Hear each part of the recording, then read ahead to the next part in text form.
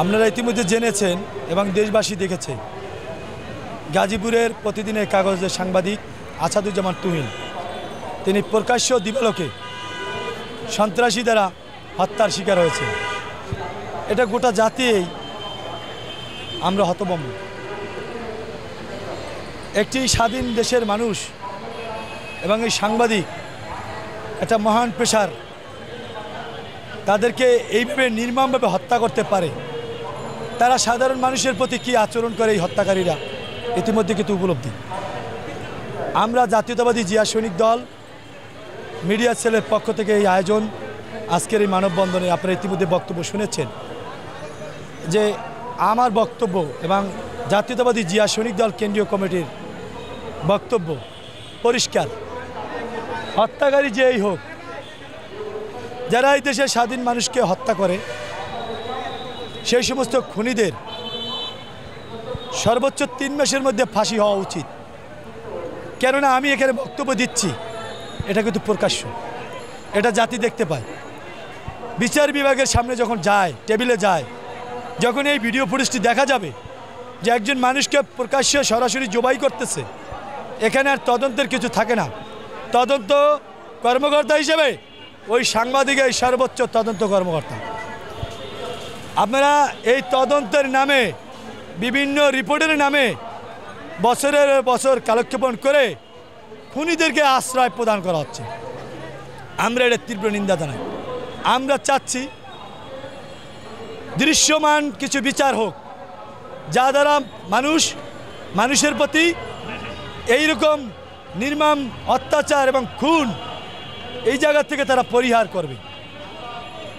কারণ যদি মানুষের বিবেককে যদি মগজ যদি ধোলাই করা না হয়, মগজহীন যদি মানুষ হয়, নেশাগ্রস্ত মানুষ যদি হয়, তার দ্বারা সব কিছুই সম্ভব।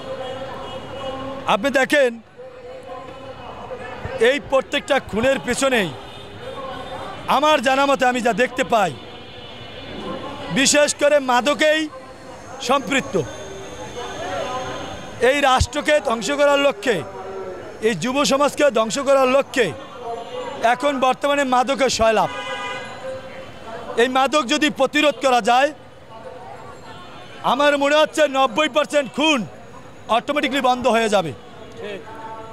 আপনারা দেখছেন যারা পুলিশ প্রশাসনে যারা পেশাদারিত্ব পালন করছে, তারা অক্লান্ত পরিশ্রম করে একজন মাদক ব্যবসায়ী, একজন মাদক বিক্রেতাকে সুকৌশলে তার মেধা খাটিয়ে রাত্র 3টা-4টা বাজে তারা অভিযান চালিয়ে গ্রেপ্তার করে। কিন্তু বিচার বিভাগের কাছে যখন যায়, তখন তারা 1 সপ্তাহ 15 দিন পর তাকে জামিন দেওয়া হয়।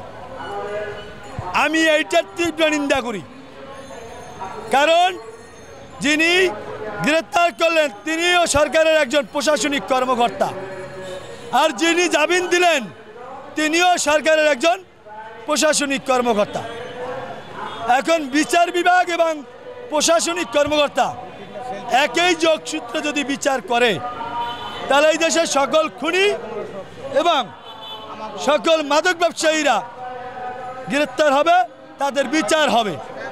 তাহলে ওই পুলিশ কর্মকর্তা যে পরিশ্রম করে একজন খুনিকে গ্রেপ্তার করলো, জীবনের সর্বোচ্চ ঝুঁকি নিয়ে একজন মাদক ব্যবসায়ীকে গ্রেপ্তার করলো, আপনি কেন জামিন দিচ্ছেন? আপনি কেন তার বিচার করছেন না? সেই জায়গা থেকেও বাংলাদেশে কিছু অসাধু উকিল আছে, ইংরেজিতে বলে অ্যাডভোকেট, আর বাংলা হচ্ছে উকিল। তো এই অসাধু উকিলরা ওকালতি করে নিজের পকেট ভারী করার লক্ষ্যে ওই সন্ত্রাসীদের পক্ষে তাদের শক্তি প্রয়োগ করে। সেটা হয় অর্থ, সেটা না হয় যুক্তি। এই যুক্তি এবং অর্থ দিয়ে খুনি এবং মাদক ব্যবসায়ীদেরকে লালন পালন করে। আমরা বলতে চাই, প্রতিটা মানুষের ঈমান থাকা উচিত, সে যে ধর্মেরই হোক। আমার ইসলাম বলে কি, সত্য ন্যায় প্রতিষ্ঠা করার লক্ষ্যে আমার ইসলাম সর্বদা কাজ করে। আমি জানি না এই বিচারপতিরা কোন ইসলাম নিয়ে বিচার করে। যদি বাংলাদেশে যদি আইনের শাসন যদি প্রতিষ্ঠা হয়,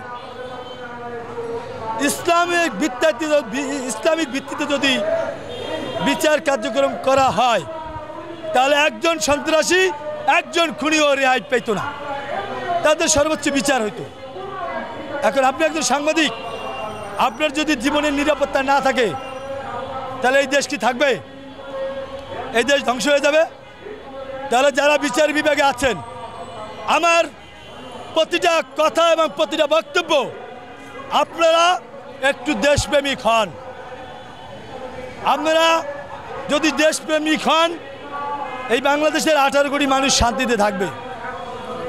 আমাদের ট্যাক্সের টাকায় আপনি গাড়িতে চলেন, আপনার সন্তান ভরণ পোষণ করে, আপনি আলিশান জীবনযাপন করেন। যদি আপনার টাকায় যদি হালাল না হয় তাহলে আপনার এই বিচার বিভাগ এটা কিন্তু জনগণ ভালো চোখে দেখবে না। অতএব আমরা চাই এই প্রতিদিনের যে কাগজের সাংবাদিক আসাদুজ্জামান তুহিন, তার এই হত্যাকারীরা যেন কোনোভাবেই রেহাই না পায়। এবং আপনারা ইতিমধ্যে দেখেছেন সরকারের পৃষ্ঠপোষকতায় বিগত ফ্যাসিস্ট শেখ হাসিনার সরকারের পৃষ্ঠপোষকতায় সাগর রুনি যে হত্যা হয়েছে, তার কি বিচার আজও হয়েছে? কেন হয় নাই? বাংলাদেশে কি একজন ইমানদার বিচারপতি নাই যে এই সাগর রুনির হত্যার বিচার করবে, সেই হত্যাকারীদেরকে ফাঁসিতে ঝুলিয়ে বিচার করবে? অতএব আমরা কোন দেশে বসবাস করি? আমরা মাথার ঘাম পায়ে ফেলে আমরা সরকারের কোষাগারে ট্যাক্স দেই, সেই ট্যাক্সের টাকা ভোগ করেন, আপনারা জীবনযাপন করেন, আপনাদের সন্তানেরা বিদেশে লেখাপড়া করে, আপনারা গাড়িতে চলেন, বাড়িতে থাকেন, এই দেশের মানুষের কথা ভাবেন না। অতএব আমার অনুরোধ থাকবে প্রশাসনের পাশাপাশি আজ প্রশাসন যেভাবে পুলিশ প্রশাসন, ডিবি, এনএসআই, বিভিন্ন গোয়েন্দা সংস্থা যেভাবে রাষ্ট্রের সন্ত্রাস দমনের জন্য তারা যেভাবে কাজ করে, সেটাকে যদি বাস্তবায়ন করতে হয় তাহলে এই বিচারপতিদেরকেই ইমানি দায়িত্ব নিয়ে সত্য এবং ন্যায়ভিত্তিক বিচার প্রতিষ্ঠা করার জন্য তাদের কার্যক্রম করা উচিত। ধন্যবাদ সকলকে।